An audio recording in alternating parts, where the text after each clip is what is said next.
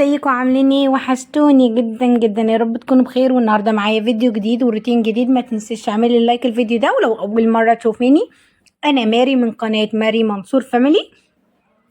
حطي لايك للفيديو واكتبي لي كومنت حلو زي كده وانا هرد عليكي. تعالوا بقى نشوف النهارده روتيننا بقى حماسي جدا، في تفاصيل كتير قوي قوي. فتعالى نبدا مع بعض. كان في ميه حطيتها هنعمل مكرونه بصلصه، وهنعمل بانيه، هنعمل حاجات كتير قوي في اليوم من النهارده. خلاص بس هنبدا كده بالمكرونه. كان عندي نوعين مكرونه حطيتهم على بعض، بالعكس بقى شكلهم حلو. وكانت الميه لما غليت حطيت حبه زيت وملح في الاول، وبعد كده نزلت بالمكرونه. ومنساش ان انا اقلبها بالظبط بالظبط، تاخد سوا 10 دقايق وتطلع معاكي مكرونه حلوه، وعشان ما تعجنش منك لو انت لسه جديده يعني وبتعلمي الاكل جديد، في 10 دقايق بالظبط. خلاص كان عندي كده كام صدر بانيه في الفراخ في الفريزر، فكنت طلعتهم بقى حطيتهم في ميه وكده لحد ما فكوا، وغسلتهم بليمون ونقعهم في دقيق.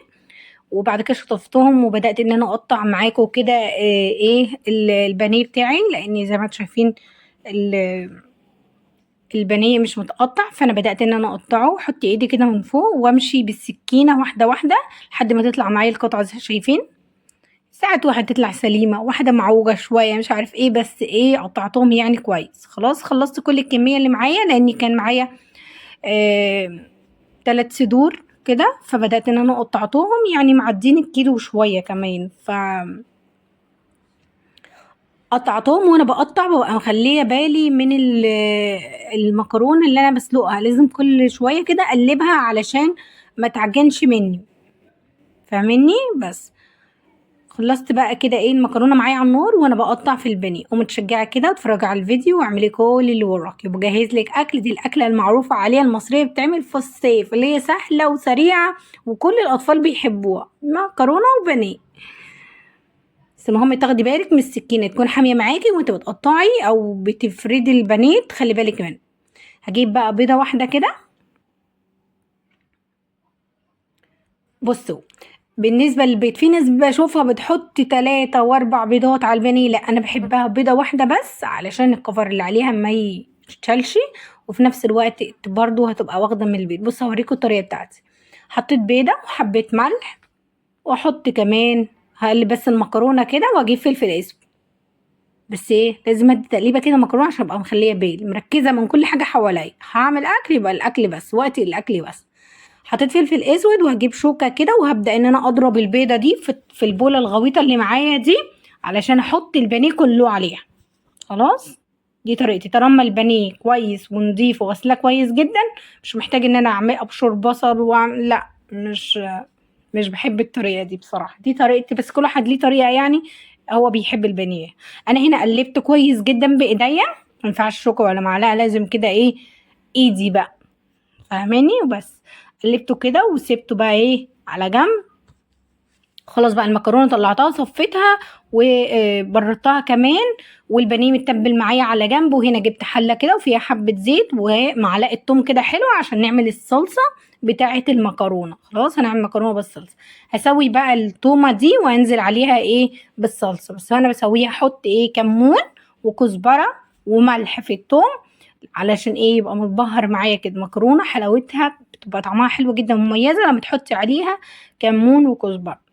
خلاص هسيب بقى الايه التوم يستوي، اشغل بس كده الشفاط. انا كنت يعني مشغلاه والمكرونه بتتسلق، وبعد كده طفيت فقلت اريحه شويه. هنا بقى طلعت طاسه الزيت كده من الفرن علشان هي احمر فيها البانيه. خلاص واقلب بقى ايه التومه دي لحد ما تحمر معايا كده. هبدا بالصلصه متفرزه عندي في الفريزر. لو انت ما عندكيش صلصه متفرزه عندك في الفريزر، شفشق طماطم كده اضربيه في الخلاط وانزلي بيه على التوم. قلبتها بقى وهسيب ايه كده عشان لسه مجمده، هسيبها بقى ايه تفك كده مع نفسها تغلي. كل ما تسخن الصلصه ابدا ان انا اقلبها. بصوا بقى المكرونه طالعه واحده بوحدتها ازاي. حطيت بقى الصلصه اتسبكت، حطيت المكرونه فيها وقلبتها وايه وسبتها بقى على جنب. هنا بقى هعمل ايه ده البقسماط المطحون، بحط في الطبق ده الكبير واحط عليه ملح وفلفل اسود وبهارات ايه فراخ، وابدا اقلب الكلام ده كله كده ايه كله مع بعض. اجيب بقى البلانشه دي علشان هعمل بقى الايه البانيه، وانزل بيه في البقسماط. الايد اللي امسك بيها قطعه البانيه ما احطش البقسماط فيها، امسك بايد واعمل بالايد التانية اللي هي البقسماط. خلاص بص، بمسك بايدي دي اطلعه علشان ما يعجنش معايا والبقسماط يكلكع وبقى ايه. الكفر ده اللي انا عملته قدامكم عشان كميه البيض بتبقى قليله، مش قليله قوي، حلوه يعني، اللي هي ايه، مغطيه البيض كله، مغطيه البانيه كله. ببدا ان انا اعمله كده في البقسماط تبقى ماسكه، والكفر بتاعها يبقى حلو جدا وطعمه بيبقى مميز قوي. خلاص طبعا عقبال ما الزيت بس يسخن معايا كده، هنزل بيه بالبانيه بقى كده في الزيت. لازم يكون الزيت ساخن يعني، واكفي بقى على قد ايه، واقلي بقى كل الكميه دي، والمكرونه اتعملت، وهنقدم مع بعض الاكل بقى ايه جنب شويه مخلل كده، ويبقى بصوا مية مية.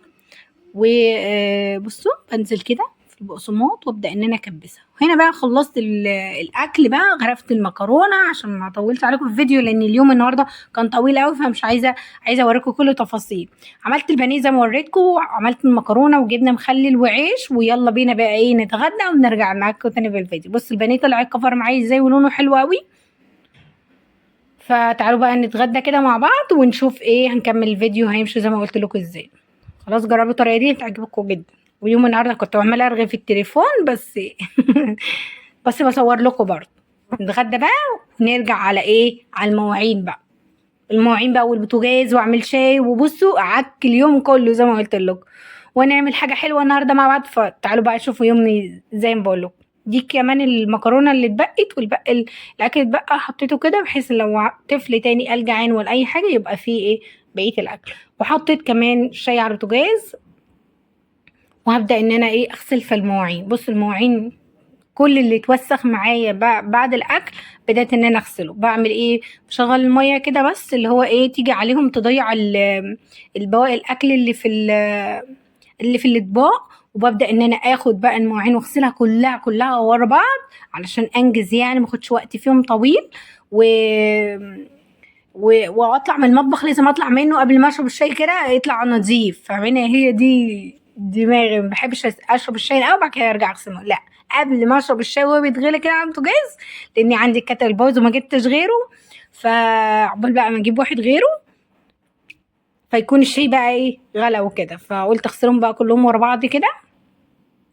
بداية اغسلهم كلهم وابدا ان انا احط في الحوض، وكمان ابدا ان انا اشطفهم كده كلهم ورا بعض. مسرعاكم الفيديو على فكرة، ومخلياكم الحاجات المهمة فيه بس، وشايلة منه حاجات كتير قوي عشان ما اطولش عليكم جدا. زي ما اقول لكم بحب انزل الفيديو حلو وتستفادوا منه ان شاء الله، لو معلومة واحدة بالنسبة لي حلوة قوي وتتشجعوا وكده يعني.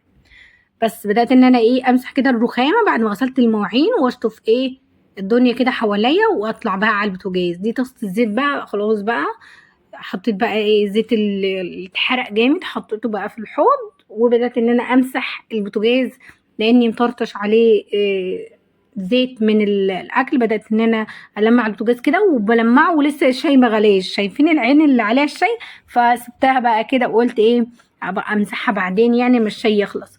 هنا حطيت بقى الشاي، بحب الشاي بنعناع بعد الاكل بصراحه. بص بطلع كده ايه مبسوطه ان انا خلصت المواعين والبوتاجاز، فبالنسبه لي مية مية كده.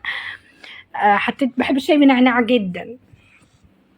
خلاص الشاي بقى كان غلى، بغلي اسمها ايه دي، في الكنكه دي، علشان زي ما قلت لكم الكاتل باظ. هنا بقى عشان الطاسه فيها زيت فزودت شويه الميه وانا بغلي الشاي علشان احطها في الدهون تنزل بقى من الطاسه وتنظيفها يبقى سهل يعني. هنا بقى احل الشاي بقى، وبعد كده ايه اغسل بقى الطاسه دي، لاني الدهون لما بتحطي عليها ميه سخنه، عشان كده خليتها انا اخر حاجه.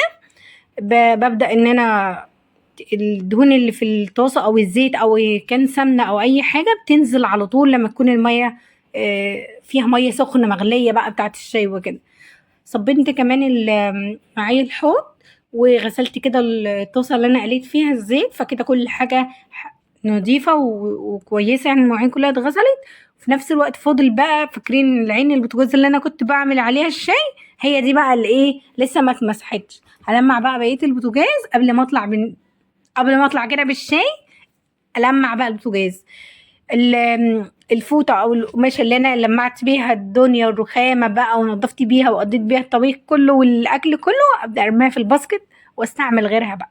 خلاص بقى أغسل إيديا واخد الشاي. تعالوا بقى، تعالوا تعالوا. خلصت بقى كده المطبخ بقى مية مية. تعالوا بقى نشوف هنعمل ايه تاني. طلعت بقى اشرب الشاي كده، وبعد ما شربت الشاي وبعدين بشويه قلت اقوم اعمل للعيال حاجه حلوه بقى كده. اعمل لهم ايه؟ مروه عمال يطلب مني رز بلبن، فقلت اعمل له احلى رز بلبن في الدنيا. فجيت بقى خليت الميه غليت وحطيت 3 كوبايات رز بلبن. هوريكم طريقه حلوه جدا وسهله قوي، وبصوا احلى من المحلات والرز اللي هو بيبقى وشه مكشكش كده. وبصوا مية مية. اقول لكم التكات بقى والتفاصيل اللي انا. حطيت ميه، سبتها لما غليت، وغسلت الرز، وبعد ما غسلته نزلت بيه في الميه. اول ما الرز شرب الميه كلها واستوى، بص الميه قلت، الرز شربه خالص. جبت بقى كيلو لبن، ولبن اللي هو لبن سايب ماشي، مش يعني معلب، لا لبن سايب. وهنزل بعد بقى ما اتشرب وكده، نزلت باللبن عليه وهسيبه يستوي. بس بقى يعني سيبه يغلي كام غلوة كده في اللبن. هو استوى اوريدي في المية، خلاص اتسلق يعتبر في المية. وبعد كده نزلت باللبن عليه، واقول لكم هنزل بايه كمان. خلاص قومي كده تشجعي وتحمسي بجد. احلى حاجة تاكليها يعني في الحر ده رز بلبن كده ساقع كده من التلاجة. يعني بتحب كلنا ايه الحاجات الساقعة. بصوا بقى استوى ازاي في المية. بحب الحاجات الساقعة في الحر ده، زي الجيلاتي بقى والعصاير والحاجات دي وكده يعني. فالرز بلبن حلو قوي في الصيف. خلاص نزلت بقى كده بالرز بلبن، وخليت بقى كده كوبايه واحده بس بره عشان اقول لكم هنعمل فيها ايه. خلاص قلبت كده الرز، اسيبه بس يغلي كده. وهو بيغلي معايا احط كده يعني سنه ملح، حاجه بسيطه كده. شفتوها كده تنتوفة ملح كده. ونزلت بأربع كوبايات سكر. طبعا انت لو عايزه تحطي على كل كوبايه رز كوبايه سكر براحتك، احنا بنحبه مسكر فحطيت 4 كوبايات ماشي. السكر ده حسب الرغبه بتاعتك. خلاص قلبته كده، بس هو السكر هيدوب علشان اللبن والرز بيغلي والكلام ده. ف فهيدوب بسرعه. انت بقى السكر ده حسب الرغبه. كيس فانيليا عشان يديني الريحه الحلوه بتاعت فاهميني. وهنا بقى كوبايه اللبن حطيتها في كوبايه، واجيب معلقتين كريم شانتيه. معلقتين كريم شانتيه بيفرق جدا في الرز بلبن. واقلبهم كويس قوي. بصوا هقلبهم كويس جدا عشان ما يكلكعش معايا في الرز. خلاص وبدأ يتقل معايا الكريم شانتيه بيديكي تقل كمان. خلاص هفضي بقى كل الكلام ده كده في الحله واقلب. خلاص النار هنا هديتها بعد ما حطيت اللبن وغلى كده مرتين. هديت النار وبدأت ان انا ايه اكمل بقيه الوصفه يعني. خلاص هجيب بقى الكوبايه هي احط فيها حبه ميه، واجيب معلقتين نشا. خلاص معلقتين كريم شانتيه ومعلقتين ايه نشا. هقلبهم كويس جدا. النشا ده بالذات ادوبه كويس قوي قوي قوي في الميه دي. الميه دي عادي من الحنفيه. وبدأت ان انا اقلبهم كويس قوي. خلاص هقلب بعد ما خلاص قلبت كويس. بصوا هنا بقى ايه بشوف بقى ايه الرز بقى كريم شانتيه عمل ايه. بدأ يتقل معايا ويديني ايه شكل كده. وانت بتقلبيه يديني تقل مع السخونه وكده. هنزل بقى بالكريم شانتيه قصد بالنشا هيتقل معايا. خلاص اول ما يديني كده قوام حلو هطفي النار بقى. اطفيه واسيب ايه برضو هديله غلوه بقى بعد الكريم شانتيه وبعد النشا والفانيليا والكلام ده. سيبه يغلى كده حاجه بسيطه واطفي النار. سيبه بقى يهدى. يهدى في الحل اللي هو ايه مش يبرد، لا يبقى هادي كده يهدى شويه. وابدا ان انا اغرف في الاطباق. التكات بقى اللي يخلي وشه بقى يكرمش كده ويبقى حلو ان انت لما بتغرفي الرز في الاطباق بيبقى السخونه بتاعته مش درجه عاليه قوي، لا هدي معاكي. تبداي تغرفيه وتسيبيه على الرخامه يبرد. فاهماني تسيبيه على الرخامه اول ما يبرد. تبداي ايه اول ما يبرد خالص يبقى يعني خلاص برد خالص. تبداي تحطيه في التلاجة يبدا يسقع بقى ويديك الوش اللي مكشكش ده وكده. وفي نفس الوقت مش تعملي الرز تقيل قوي، لا يعني خفيف. فاهماني شايفه القوام انا مطلعاها عامل ازاي.